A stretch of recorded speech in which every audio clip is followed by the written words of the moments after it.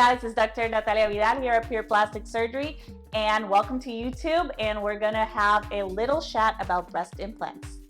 A very hot topic to discuss nowadays is called breast implant illness. I think it has been over talked and exposed on social media, news, and it is actually very rare.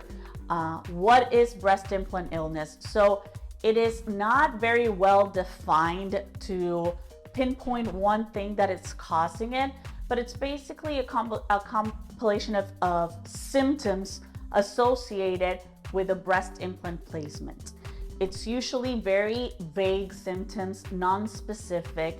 It can be from feeling tired to a joint pain, having foggy memory, things that are very non-specific. Usually you get a hormonal workup and it's related to another thing that your body's going through, hormonal changes, other rheumatological diseases that you need to rule out. So if you start feeling things like that, usually the first step is to go to your primary care, get lab work, get your hormones checked, check your thyroid, check other levels in your blood to make sure that everything is okay. If everything else seems to be okay and we ruled out everything else, then you can remove the implant, and in a subset of patients, very small, they seem to be getting better after the implants are removed, okay? There are some patients. So yeah, tuberous breast deformity is actually very common. It's a form of a congenital, or you're born that way, your breast developed that way. It's a combination of the fold is a little bit higher, so the breast, instead of being a circle, it turns more into a tubular structure. That's why it's called tuberous breast. The other thing that is associated with the tuberous breast is that because the breast tissue is kind of constricted in the middle, it kind of pushes the areola out, and the areola tends to be bigger, wider. So when you're doing a tuberous breast surgery, putting an implant in, you have to go and fix all the things that are causing the tuberous breast deformity, lowering the fold, reshaping the areola, reshaping the breast tissue from a tubular structure to a more round structure, and adding an implant. So on that per surgery, it's like a combination of things.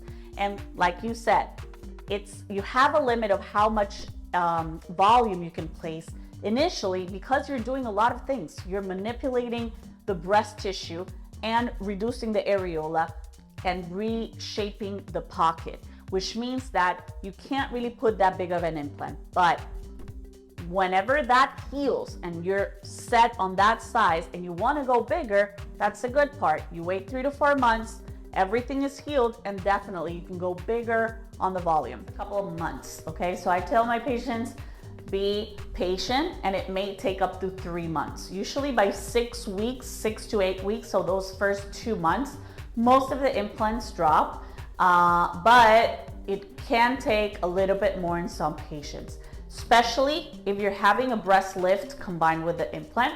Usually the breast lift kind of tightens everything, especially in the lower part of the breast, and the implant tends to be higher, so it takes a little bit longer for the implant to drop.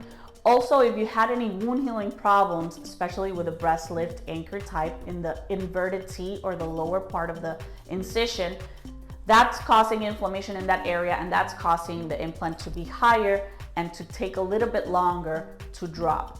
What are the things that we can do? Start massaging the breast. There are bands, massages, band, all of that. You need to ask your surgeon. So I always tell my patients, you're not gonna massage the breast, you're not gonna wear bands until I see you and we come up with a plan, okay? Hey guys, thanks for watching us. Please subscribe, comment, and give us a like.